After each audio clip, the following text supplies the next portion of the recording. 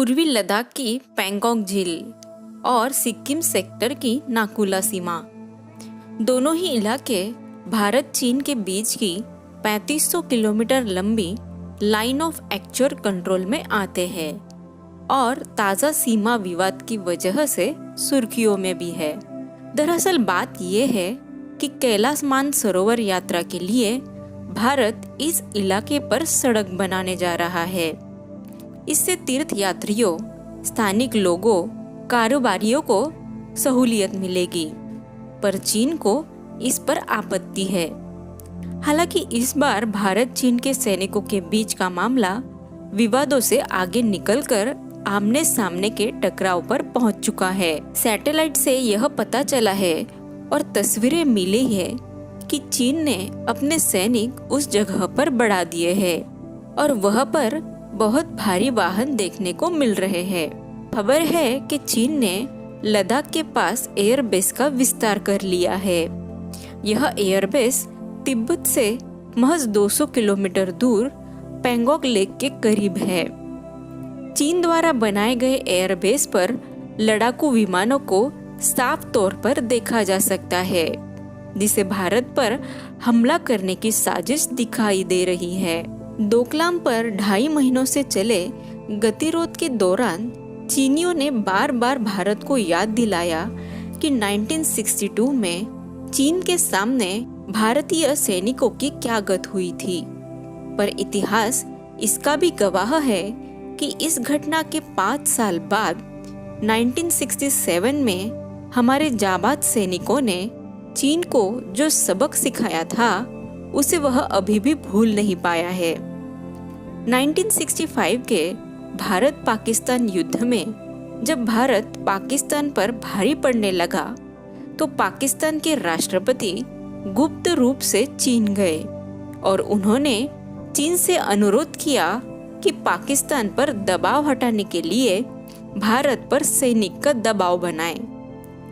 चीन ने पाकिस्तान की मदद करने के लिए भारत को एक तरह से अल्टीमेटम दिया कि वो सिक्किम की सीमा पर नाथुला और जेलेपला की सीमा चौकियों को खाली कर दे। भारत ने जेलेपला को तो खाली कर दिया, लेकिन नाथुला पर भारत का आधिपत्य जारी रहा।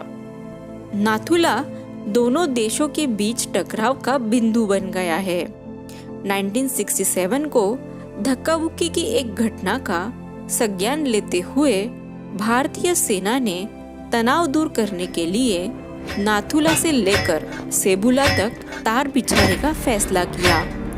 चंद मिनटों के अंदर ही चीनी सीमा से तेज आवाजें आने लगी और फिर चीनियों ने मीडियम मशीन गनों से गोलियां बरसानी शुरू कर दी। भारतीय सैनिकों को शुरू में भारी नुकसान झेलना पड़ा, क्योंकि उन्हें चीन से ऐसे कदम की आशंका नहीं थी। प्रथम 10 मिनटों के अंदर करीब 70 सैनिक मारे गए थे और कई घायल हुए। इसके बाद भारत की ओर से जो जवाबी हमला हुआ उससे चीन का इरादा चकनाचूर कर दिया। चीनी बंकर उद्ध्वस्त हो गए और खुद चीनी आकलन के अनुसार भारतीय सैनिकों के हाथों 400 से अधिक सैनिक मारे गए। भारत की ओर से लगातार 3 दिनों तक दिन रात फायरिंग की जा रही थी। चीन को सबक सिखाया जा चुका था। ये सबक चीन को आज तक सीमा पर गोली बरसाने से रोकता है। तब से आज तक एक भी गोली सीमा पर नहीं चली है। भले ही दोनों देशों की फौज एक दूसरे की आंखों में आंखें डालकर सीमा का गश्त लगाने में लगी है और दोनों देशों की फौज के बीच यदाकदा शक्ति प्रदर्शन की खबरें भी आती है।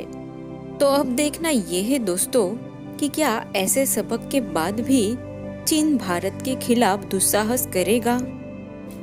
तो दोस्तों, कैसे लगा आपको आज का ये वीडियो? ऐसे और वीडियोस देखने के लिए हमारे चैनल को सब्सक्राइब कीजिए और इस वीडियो को शेयर और लाइक जरूर कीजिए। धन्यवाद।